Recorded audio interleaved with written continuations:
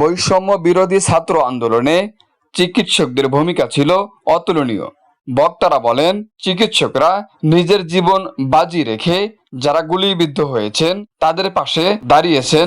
Doctor society যেভাবে ঝুঁকি নিয়ে ছাত্রদের এবং জনগণের স্বাস্থ্যসেবা নিশ্চিত করার জন্য এবং ঝুঁকিপূর্ণ সময়গুলোতে পাশে থেকে আপনারা যোদ্ধা হিসেবে ভূমিকা পালন করেছেন, এর জন্য আন্তরিক কৃতজ্ঞতা এবং শুকরিয়া এবং আপনাদের প্রতি সংগ্রামী অভিনন্দন জানাচ্ছি। ঢাকার শাহবাগে অবস্থিত শেখ ফজিলাতুন্নেসা কনভেনশন হলে ডক্টরদেরকে নিয়ে এক বিশাল সমাবেশের আয়োজন করেন। এই সমাবেশে যারা শহীদ হয়েছেন এবং যারা পঙ্গুত্ব বরণ করেছেন তাদেরকে আর্থিক সহায়তা প্রদান করেন। আমাকে বারবারই কয়েকটা নাম্বার থেকে ফোন আসছিল, কথা বলবি না, দ্রুত দাফনের ব্যবস্থা কর। জামায়াতের নেতারা বলেন, বাংলাদেশ হবে একটি দুর্নীতিমুক্ত এবং আমাদের উচিত দুর্নীতির বিপক্ষে সবার অবস্থান পরিষ্কার করা।